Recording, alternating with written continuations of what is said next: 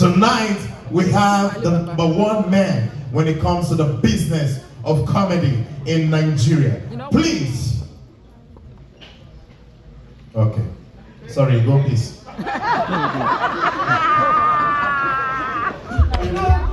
Wait. You know when you've done the business for so long, your bladder will be giving you some... He's not a young man anymore. What's the problem? Alex, you are a gaslighter. Everything you be shouting, wow. What have I said now? With your fake chain like my own. Ladies and gentlemen, Alibaba.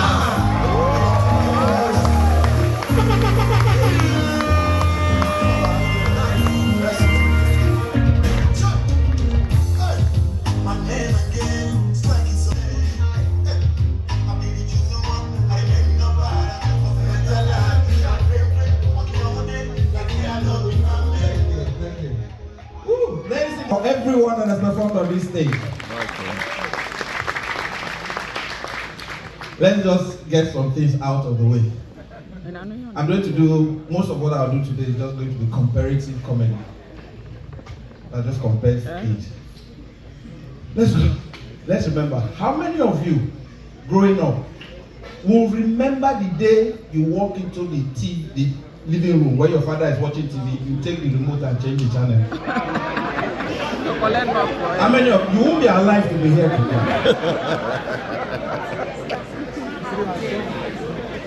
But nowadays, children will walk in and change it to Cartoon Network. Yes, sir. Do you remember those days when we are watching TV and the station is not clear? They will send the youngest person out to go and turn the pole.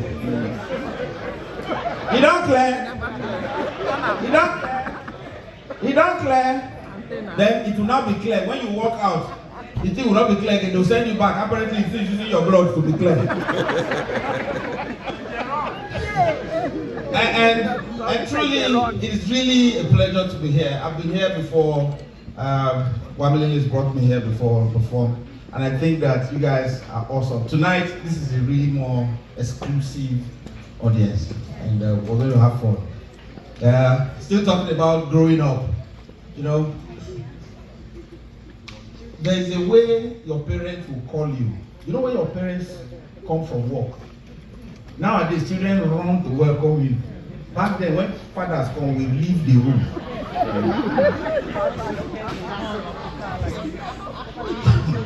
And now, parents will meet you watching TV. And ask you, what program is that? In your days, TV that they close and lock. Did you have that problem when the TV is not clear? The people will be doing like this. Yeah. Then you go to the back of the TV and adjust. Then some people will now put hanger to make it clearer. By the way, have you noticed that I need a plastic, I need a cup. Yeah. COVID is still around. Did you use it before? You see, I need someone to do this. Do something quickly. I need to send someone the message now. Let me use my guys. Nepa will come. You know this kind of guy. If he's working in Nepa, he doesn't need ladder.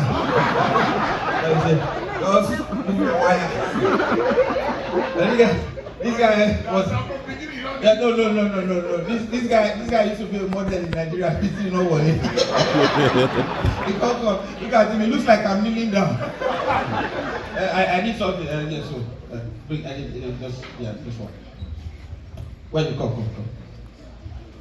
You know, there's a difference between how a rich man drinks and poor men drink. Watch rich man. Can I have a drink, please? That's okay. You know why rich men like it like this? So that they can have conversations and their head will be level. Yes, and even this one that they bought for him, he won't drink it. He will just be holding it. Alright, so what did you say? How much was it? We'll do 500. Just like this. And he'll be pretending that he's drinking. Watch poor man. Poor man will not start conversation that is not necessary. I cannot relate. I like this your jacket. How are you? Pour here. Continue. Don't be afraid. Oh. Yeah, hold on. It tastes nice. Complete it. Now hold on. I'm not calling you up and down. Can you just smoke it and put it on?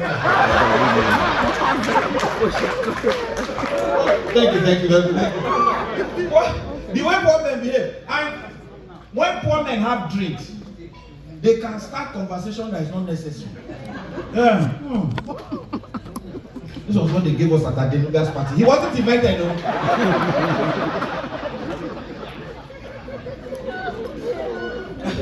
And have you noticed that the person that buys the drinks on the table is not the one sharing it, it's the poor man. The poor man is the one that will be like, oh, man, come sit down. Do you want some? He's not the one that is paying, no. But he'll be sharing for everybody. The attitude that poor men, if you tell a rich man, oh, no, I just bought a Bentley. I say, oh, lovely, what's that? It's 2022, that's a lovely car. It rises, the balance is so much, the cooling system, the back, the relaxation, everything, the fuel consumption is awesome. Tell poor man that you bought a car. He said, I just bought Camry. He said, which year? He said, 1998, it's slim light. That car, I killed David for that house. This same person that is talking of the car doesn't have What rich man? When a rich man is standing and somebody is reversing, you say, oh, that's a lovely car. Oh, come on, back up. That's okay, it's okay. Because he knows if he enters gutter, it's a big problem. He knows the value of the car. So he puts it from the owner. Hey, it's okay. Watch poor men. Watch it. You enter gutter, watch it. Come on, watch. Then the man will reverse, we have bagger. I'm not telling you.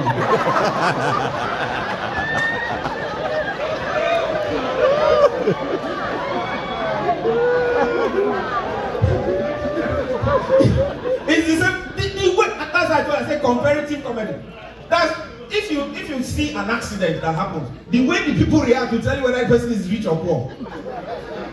Once an accident happens, a poor man can give you a history of the accident he's had.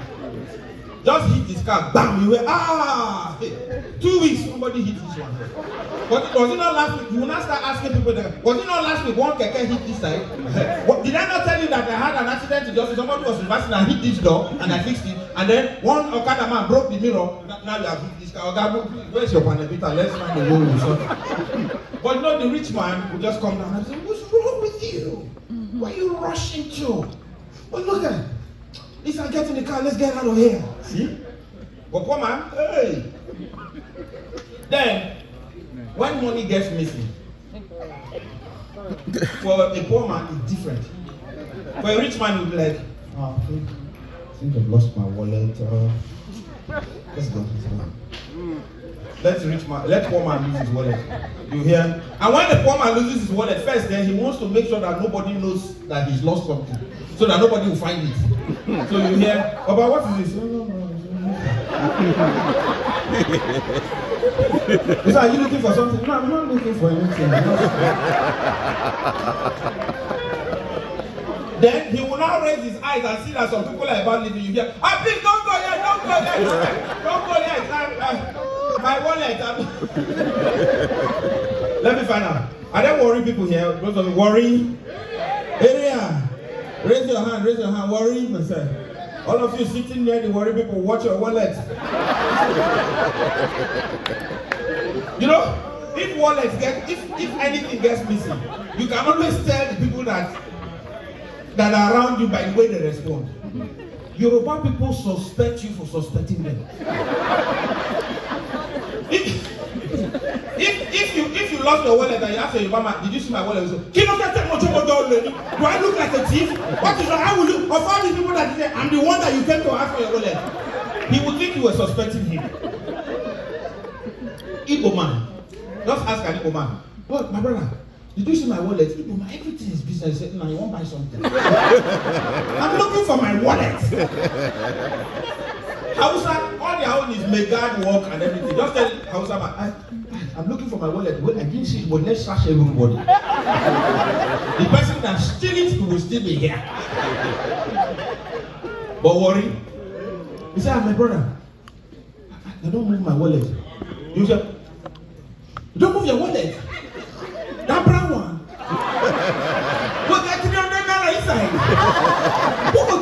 wallet now. And your driving license is inside, no? How did you know how much was inside your wallet?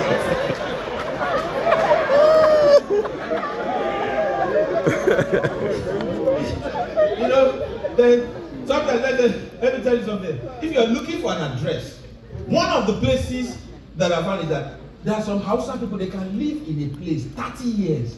They won't know the name of the street. 30 years, Hausa people, they don't know the name of the street. So when you are looking for a street, don't ask a Hausa man. If you're looking for a street, you ask a Yoruba man, you may get missing. Just because when a Yoruba man is describing the address for you, he too is going there. Yoruba people describe an act.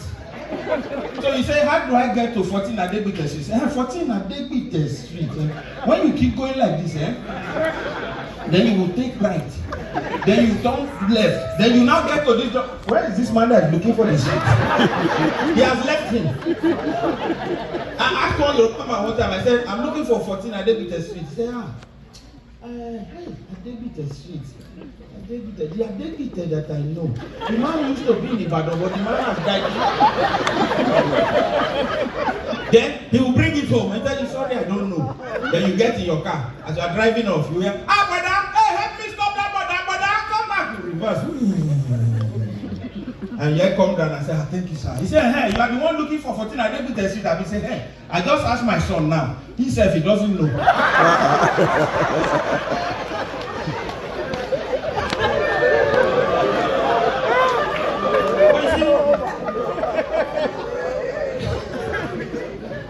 It is also important when you are asking people about time. Oh, but what's the time? I will say, well, it's quarter to. You don't really reach time for prayer. Ask Yoruba, what's the time? The long one is at 4. The short one is at 18. Ask Igbo. They brag about anything. Say, nah, what's your time? Nah, Rolex.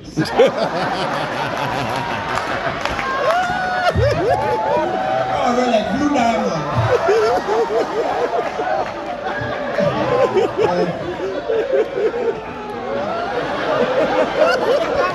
House rent, please. By the way, have you noticed that? I'll show you something. It's important. I'm coming. I'm not picking. Just watch. Let me go and spring $1. Yeah. Let's be 100. If it's 100, we go.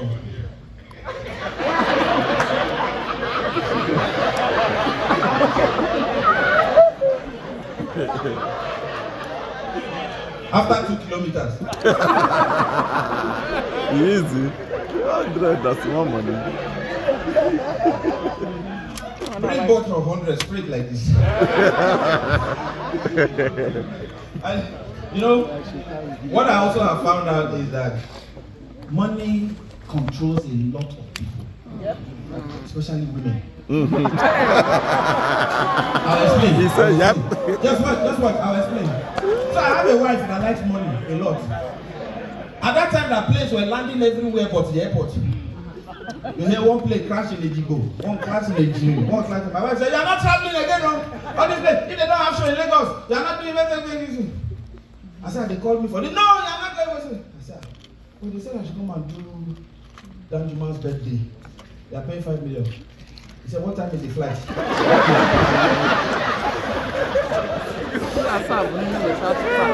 Not just that, my mom is a pure Yoruba woman. So my mom will come. When my mom comes to visit, the conversations we have. And so one time my mom was talking to us and I said, I want to eat a goosey soup. They got to buy it. He said, don't buy the one they broken. Because he said the one that they broken, they'll cheat you.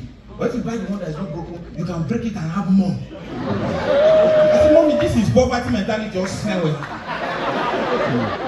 So my mom will be breaking melon. She can break for 5 hours. And then the thing would actually be plenty. So one time, some guys came from Nigerian breweries to negotiate one event. So the king, they said, I want you to do 3 tours, some sprinkler alcohol or something like that. So I said, okay, then they should pay 10. Yeah, this is the agency. If we take it to Nigerian breweries, they will not pay. No, let's do 5. I said, no, 8. I said, okay, 6 last. He said, 6 million. No, well, 5 is our budget, we have to mark it up for the client. I said, if you are not paying, leave it. I didn't know my mom was listening. So the guys got up as they were going. My mom dropped the pussy. And when your mother calls your full name, it's different from, because my mom calls me, my name is Atuyota, my mom calls me Tio. My mom just said, Toyota. What are you? 6 million? And if you won't take 6 million, I said, Mommy, they will pay it. They say they don't, they go. So I say, Mommy, they will come back. My mom just open the door. Yeah. Call them, don't agree. Because Urobo woman, she's calculating the money. Do you know how they calculate 1 million? 1 million in Urobo language. 1 million can take 5 hours. Because this is my cook is here, he knows my mom. You hear? Esusuri as a cook, that's 100. Esusuri as a cook, another 100. Esusuri as a cook, 100. Or Esusuri as a cook, Esusuri as a cook. Then she will now get to 1 million. Then she will now come back to start counting again. You now say you won't take. The guys now came, they sat down. What do my mom do? My mom said, hey, una go chop pepper soup. Una don't chop. Then I bring cold beer for them. My mom now went and brought beer, gave them. They said, sit down. Hey, una dey chop. Hey, now una go pay am abi? They say yes. Hey, God bless you. Put AC on. I said, they get better egusi soup where they don't make. Una go chop. You know these agency boys, thieves. I said, Mommy, thank you. Bring. I was looking at that. I said, will you choke?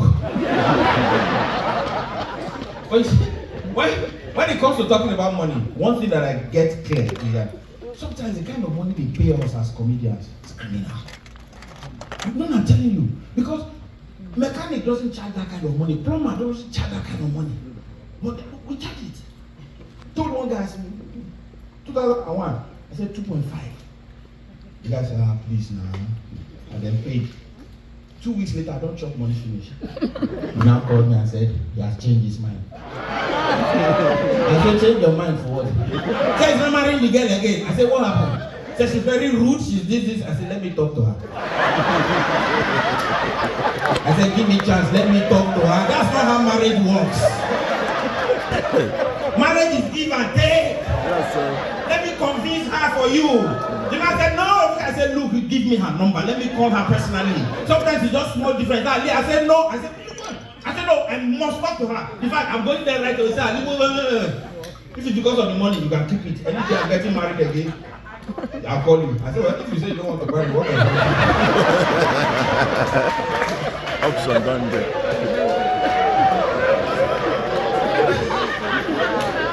By the way, we're still doing comparative. There's something that I will do. In the course of the program, in 38 years of stand-up comedy that I've done, I've created many jokes. People have asked me, how come you're not traveling so much? But I said, making so much money in Nigeria, I don't need to travel. But you know, some people have bad belly. I built a house in Icon Town. When I finished building the house, I was staying on Queen's Drive. One of the guys that wanted to rent the house was an ED of GT Bank. So he came to rent the house, the agent bought it. So he was not telling the guy who owns the place. The guy says, Alibaba. I said, hey, who's Alibaba? He said, come here. He said, God forbid. The man said, well, he said, if my God tell my father that I'm executive director, the house I rented is comedian and I rented.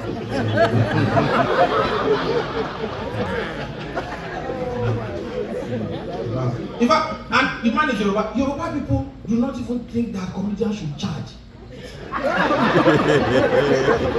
When I started comedy, there's this man they call Steve Omogiafo. He used to own STV, Macan.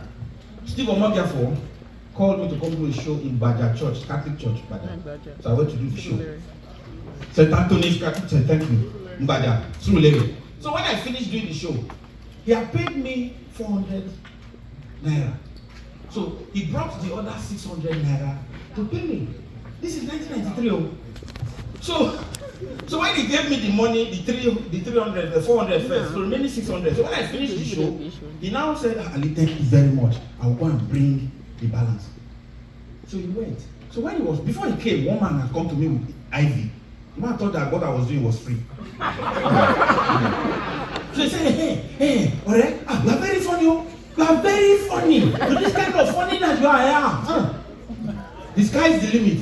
Well, let me bring my son's wedding invitation. I brought it. This is my son's wedding invitation. I want you to come there. I say, yes, sir. This is it. It is happening in Shagamu. I say, yes, sir. Then, Omogiafo came. Omogiafo said, hey, Ali, take your balance. So I collected the 600. You know, then it's 50-50, plenty like this. The man that was giving me the ID said, what is that for? I said, my balance. Balance for what? I said, you paid 1,000. For this thing that you did, give me the invite.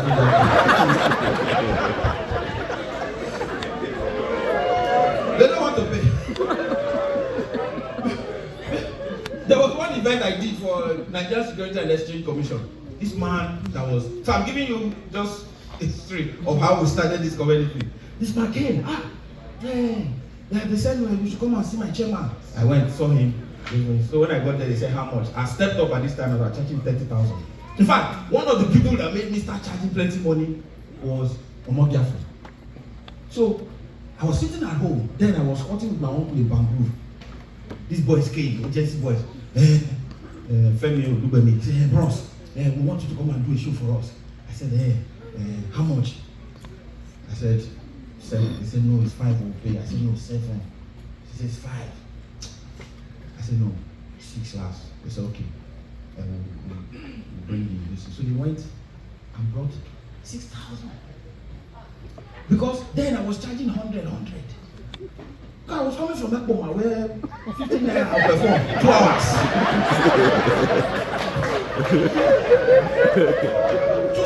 I can leave Ekpoma to Auchi to go and perform for 50 naira. No, wait. My allowance a month was 100 naira in Ekpoma, 87. So, any 15 naira for one show, I was richer than my dad. So, wait, so these guys now brought this 6,000 naira and gave me. So when they now dropped, they said I should sign the payment voucher. I signed it. I said, now go punish you. I'm not charging 500 again. So anytime now, when I call the full fee, and then they pay. But then it came to a point. I now found out that this money that we're charging, some people do not even know. My dad had disowned me. Because I was supposed to read law, I was slightly brilliant. I had 2, 3, 4 in JAM, so I was slightly brilliant. My dad said, you're very smart, you're intelligent, you read James and the Chains, you know the books, you know everything, you know Shakespeare, you should be a lawyer. Every Robo man wants his son to be a lawyer because there are some land cases that they have not won, so they need free legal counsel. So when I refused to change from religious studies and philosophy to law, my dad disowned me. But in any case, I continued reading because at the time he wanted me to change from religious studies to read law, I was in year 2. Year 2, I'm looking at year 3. You know, I should go to year 1 and law, and then law now went and changed to 5 years. And law said you must wear white and black in school, as if I'm a capsule. Well, in any case, so my dad and I parted ways. From 1987-88 till I graduated, my dad did not even pay 1 year. So it was Chief Ogbagba that was augmenting, but my dad started making money. So when Ibori became governor, Ibori went to the palace and saw my dad. He said, Atiota, your son is doing very well. My sister said, I don't have a son. I don't have a son. So money now came. I became very rich. I bought an S-Class, took it home. I drove into the palace. When I get to the palace, my mom will make food, everybody will greet me, my dad will just do like he didn't see me.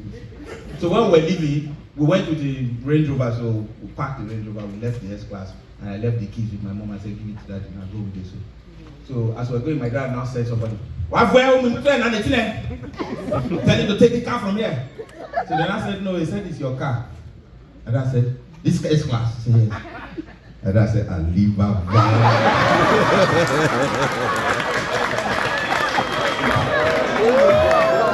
I always knew you are funny.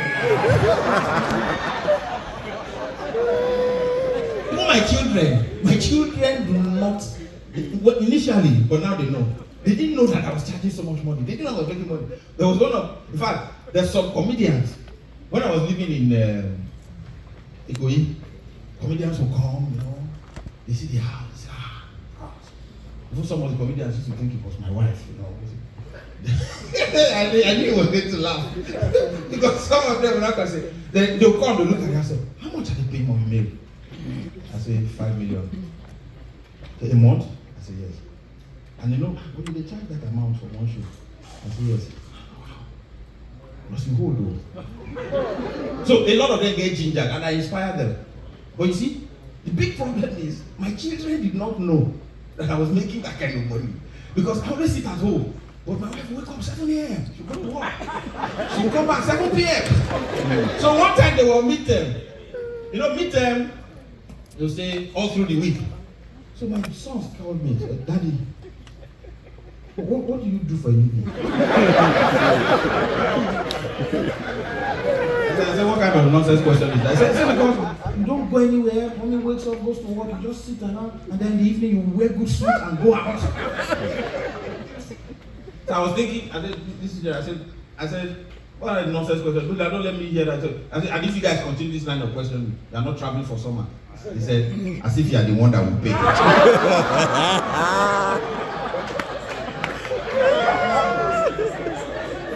But you see, hold on. I thought that they were insane until I went to Paris with my madam. I went on the high street and she was picking clothes, you know, as bank executive, she wears skirt suits and everything. And so she was picking, and every time I travel with my cameras. So, I know, I'll stand in this, and then I feel like, oh, let me take some pictures on the streets. I'll come on the street, and then I go back in. She had picked so many things. And so they were now entering them in the machine.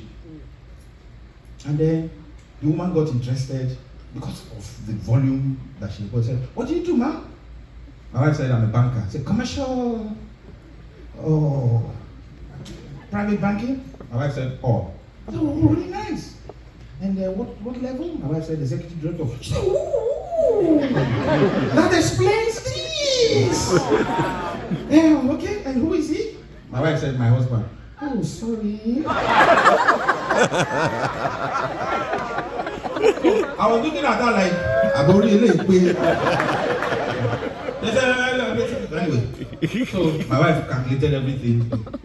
Then she now called the Oga from the loft. Now, you know those French shops, they have one small lift that goes up, that the boss will sit in. So the boss came down because there's going to be huge discounts and they need to enter the discount. So the man came down and she started introducing us to the boss.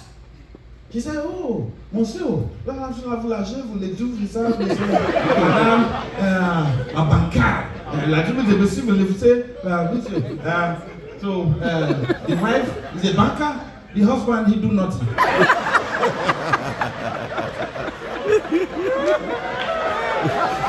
He may do nothing.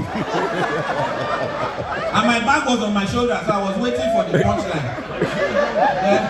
My wife now finished everything, and I said everything was 12,700 euros. Then my wife said, babes, the card. So I first, I know how women are. My wife said, babes, now, like, ignore them. So I now gave her the card. You know what the woman said? Oh, madam, don't do it. Don't give your card to your husband.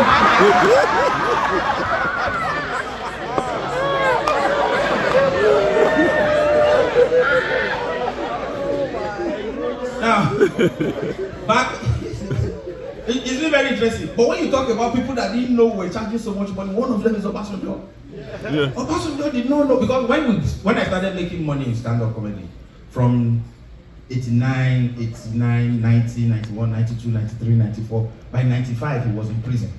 So 95, 96, 97, he didn't know.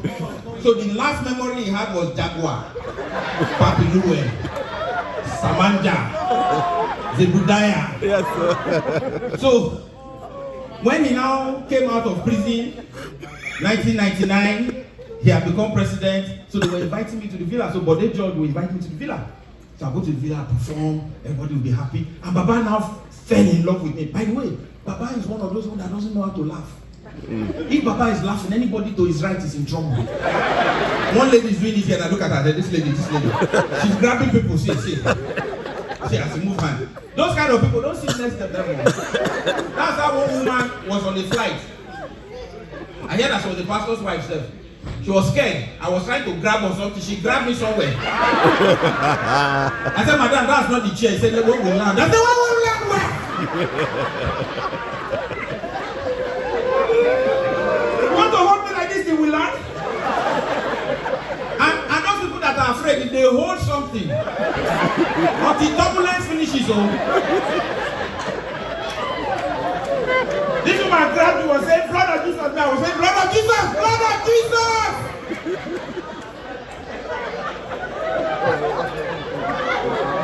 Now, where was I? Where? Obasanjo. So Obasanjo now, you know, so I was doing a lot of events. So one time they were planning an enemy Adu Ogbe, or they were planning one event because they had changed OAU to AU. So they had this dinner. And Baba said, no, I must come and do it. So they now put 1 million against my name. So Baba walked into the meeting. Oh, yeah, everybody. So, okay, then pick the budget they were looking at. 1 million. For what? He said comedy. Comedy wo. Comedy oshiwo. 1 million. But you see, Baba internalized it and kept quiet. But you see, Obasanjo walks different from, you know, when Obama is walking, Obama walks, you know, that's his swag. Yeah? Obasanjo runs.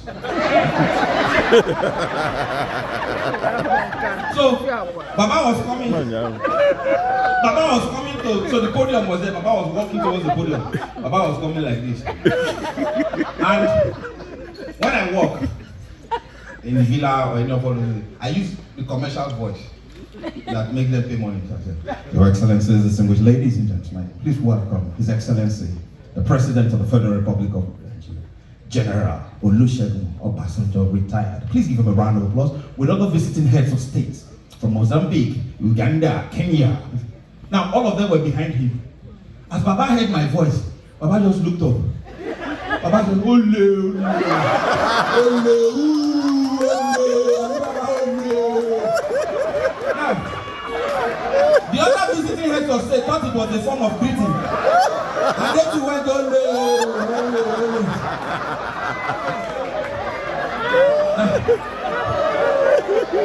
Now, come in. But I tell you something. It was on the basis of that somebody now said, okay, let them invite me to Kenya. So Ford Foundation took me to Kenya. So we're there, and then they now said we should go to safari. No, safari, no problem. So, but they asked us before we got there that, do you want half rover or full rover? Half rover is that one that the back is open. That people will sit with cameras and all that. The full rover is a, madam, are you Kenyan? Because as I was saying it, the woman is saying yes. So I opted for the one that is open at the back. You know, that one that is open at the back, this is the half rover, all the back is open. You can stand here like this and be looking at the wildlife. And then so the Oyibos people are stupid. They are the ones that see what is not necessary. All of them were there taking pictures. Now I was looking out for where lions will come from. And then all of a sudden they stopped. I said, why are you stopping? The man came down, tapped the floor. Said they went this way. I said, what went that way? He said the tribe of lion. I said, so if the tribe of lion went that way, shouldn't we be going this way? He said, no, that is the gate. The Igbo people now said, so what's wrong with you? You're spoiling our fun. Why are we out here in the wild if we don't take pictures of the carts, the big carts? You know? Kweku Sentimita, Kweku Sentimensa, was standing on the other side like me. The Igbo people were clicking their way. Antelopes, they will shoot. Ordinary tree that is dead, they will take pictures. And there I was looking and saying, hey, God, why did I agree for this half over instead of sitting? I could have been watching Netflix. But you see, as that was going on, I was talking and then the Igbo then he now said, now this way. As we were going, he was now driving. All of a sudden, I saw giraffes, antelopes, all of them running past us. When the zebras ran past us, one of the zebras stopped and looked at us like, I think you people didn't get the memo. This way is safe, that way they're lions. And continued running. Then the antelopes came. One of the antelopes looked at us and hissed. And continued. Then one buffalo came. Buffalo now stopped. And did like look at this one. But the very interesting one was that the giraffe, you know giraffes, they run. The giraffe came, got to that point, brought his head down and said, "Chef, only hello. The lion that way, this way is safe too." Then, as we were still thinking of what the giraffe said, we heard one tire went down. The tire went down, my conscience dropped. So I was turning to Kweku, the Ghanaian guy, because I was wondering why the Ghanaian guy was not talking. I said, Kweku, what is the problem? He said, Chale, I'm finished. I said, finish what I said, you can see. He had peed on his friend.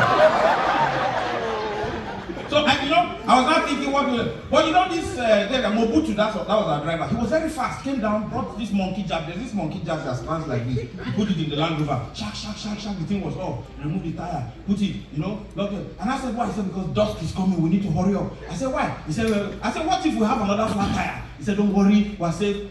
Then we saw antelopes dashing across. The dust that was behind the antelopes. Nothing would have cost it but lions.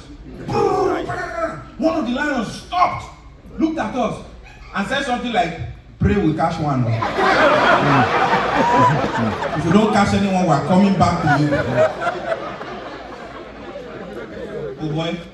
So we were not praying that they should catch something. But you see, it is the fact that we as Africans, we're afraid. As we're here now, they say married 40 years. If lion enter here now, the woman will first to reach home. She will from home be calling, honey, did you make it? Because it is only white people that will now be trying to know which gender is the lion. We as Africans, we are not available. We run. And then you then see what then happens is that it is also the same thing with us when we see dogs. We see dogs, we walk straight. So let's say somebody is walking now, so that you can see my face clearly. You are coming, Africans. If they see, you go people, they see dog, oh lovely. What's the name of the dog? It's a Keisha. Oh Keisha! Lovely, how old is Keisha? It's 3 months. Oh beautiful Keisha! Watch Nnamdi and Okeke. Nnamdi Okeke are coming here. Okay. They see for front. Cross. Now God go put all this on your bubble. Oh yeah, stop, not move again, because if you didn't move, you go attract them. Just stand. Then he has said, Nnamdi, look front. Nnamdi is looking forward there. He said, they don't pass. Nnamdi said, but they look forward. He said, just you, now you far, look first whether they don't pass. He said, then the dog will just turn and do, he said, okay. Because we don't want to die. But wait, this is the last one, and then I'll go sit down. Just asking. Does anybody here snore? One woman is doing like this. I'll report it to your husband. You're doing like this, right? So you know, there are different kinds of snore that are permittable. There is this snore, the one that has gap. Yeah.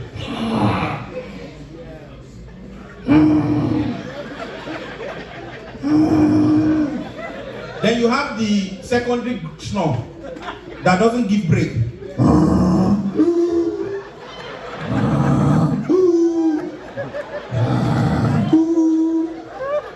Then you have that university one.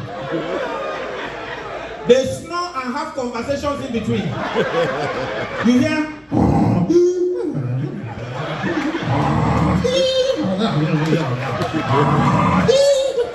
The worst is those people that snore, wake up from the dream, continue snoring to bathroom. They will get up and go to the bathroom.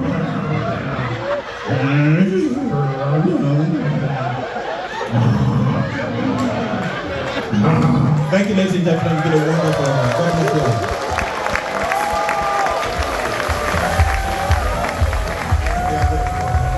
All right, TK, come.